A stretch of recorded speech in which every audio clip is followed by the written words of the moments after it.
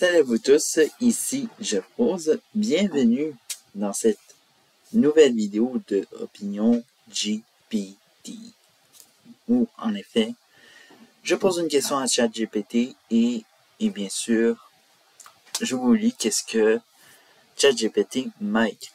Aujourd'hui, on va s'attaquer à ce qui est sans doute ma deuxième vidéo sur le sujet en tant que tel, dessus la masturbation féminine. J'y allais pas trop dans les détails et tout ça, et à ce que j'ai eu comme réponse, évidemment, pour les femmes ou les adolescentes qui m'écoutent et tout ça, ChatGPT est vraiment un outil de compréhension qui est vraiment excellent. Surtout en matière de ce qui est, soit disons-le, tabou en tant que tel dans la société, parce qu'on s'entend qu'il y a beaucoup de sujets qui sont reliés aux femmes et qui est hyper tabou. Et bien sûr, voilà, je vais vous lire ce que j'ai écrit comme question. Pourquoi la masturbation féminine est-elle si tabou? Et tout ça. Bref. Voilà.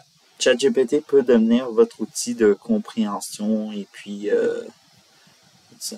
Mais il ne remplacera pas les hommes. Bon, bref. Voici ce que ChatGPT m'a écrit comme réponse. La perception de la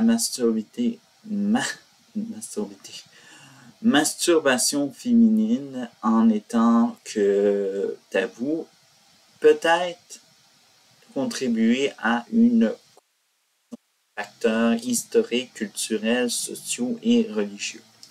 Voici quelques raisons possibles pour lesquelles la masturbation féminine a pu être considérée comme tabou. Numéro 1, culturel, je ne sais pas si ça se dit, culturel et religieux. Dans de nombreuses cultures et religions, la sexualité en général a été réglementée, souvent considérée comme quelque chose de privé. La masturbation, en étant qu'acte intime et personnel, a pu être considérée comme contraire aux normes établies de ces cultures et religions. Et j'ajouterais par hasard ce que j'ai déjà entendu dans un reportage télévisuel et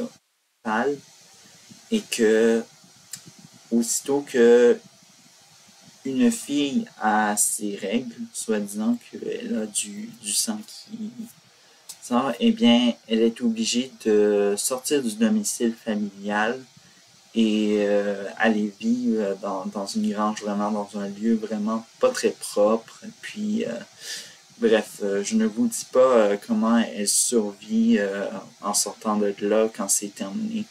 Mais bref, c'est à chacun ses cultures et mœurs dans le monde. Numéro 2. Stéréotypes du genre. Dans de nombreuses sociétés, les rôles et les attentes de genre ont été très strictes. Les normes traditionnelles ont pu percevoir la sexualité des femmes comme passive et uniquement orientée vers la satisfaction des hommes.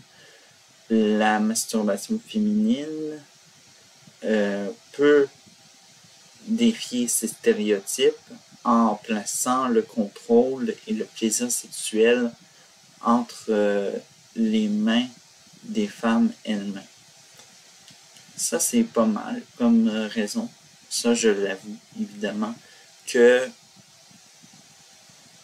à chaque fois que les femmes veulent se donner du plaisir sexuel solidaire, elles sont un peu bloquées en quelque sorte parce que elles se disent ah non, je peux pas faire tel ci parce que j'ai besoin de quelqu'un. Puis bref, c'est ça. Numéro 3, le manque d'éducation sexuelle. Dans de nombreux endroits, l'éducation sexuelle a été insuffisante et inexistante, ce qui a laissé place à des mythes et à des désinformations sur la sexualité féminine.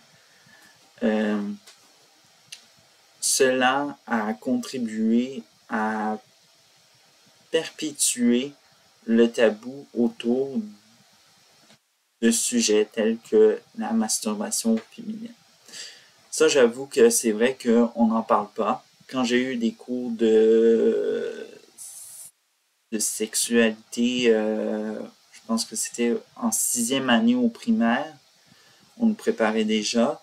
Eh bien, dites-vous que on n'en parlait pas, puis disons-le que moi je ne verrais pas une infirmière dire hey, si on parlait de sexualité féminine.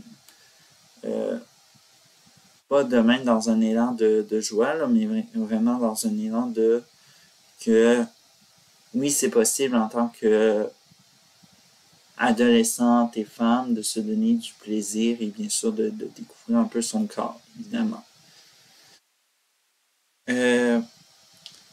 Numéro 4, peur de l'inconnu. La méconnaissance de la sexualité féminine a pu créer une certaine peur et un sentiment d'inconfort autour de la masturbation chez les femmes. Cela peut provenir du manque d'informations précises sur le corps des femmes et le plaisir sexuel, évidemment.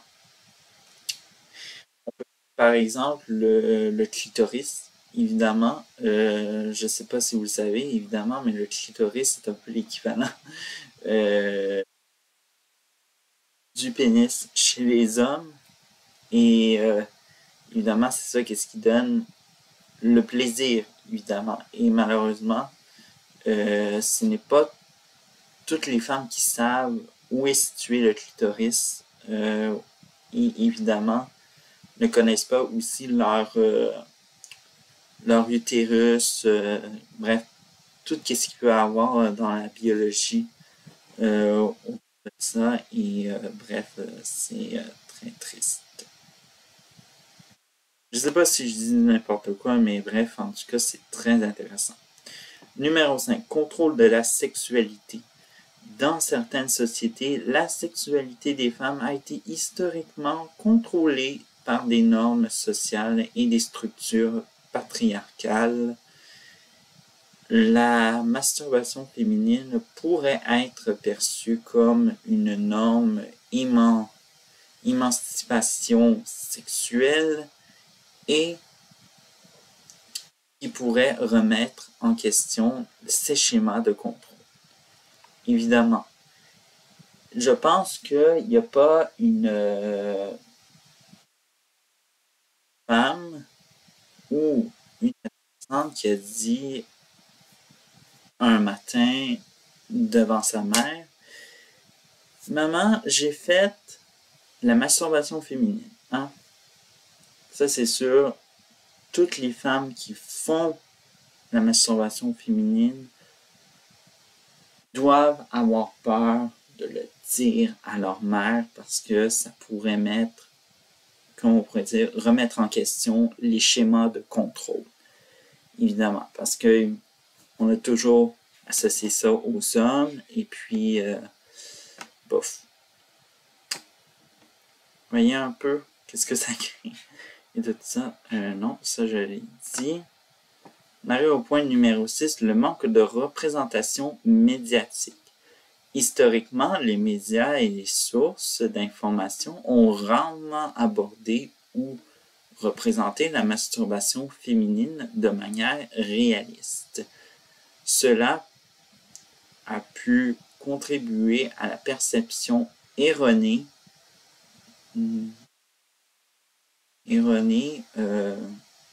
que c'est un sujet honteux et inapproprié à discuter ouvertement.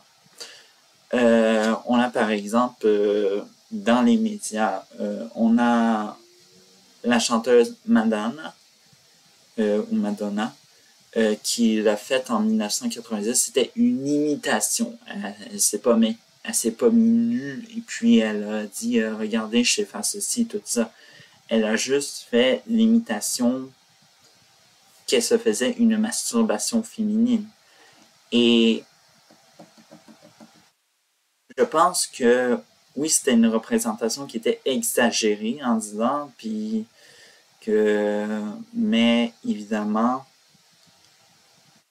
je n'en dirai pas plus, évidemment, mais je sais qu'on en parle beaucoup plus, surtout les sexologues qui sont présents sur les réseaux sociaux en parlent de la sexualité, de la masturbation féminine. Bref, c'est ça. Mais le but de cette vidéo-là, c'est pas de faire de l'émancipation des femmes en disant qu'on n'a pas besoin d'hommes, évidemment. Vous pouvez faire la masturbation féminine, mais évidemment, à un moment donné, vous devez vous dire que peut-être vous aurez peut-être besoin d'un deuxième plaisir qui serait un homme. Bon. Et je termine ce que ChatGPT m'a écrit.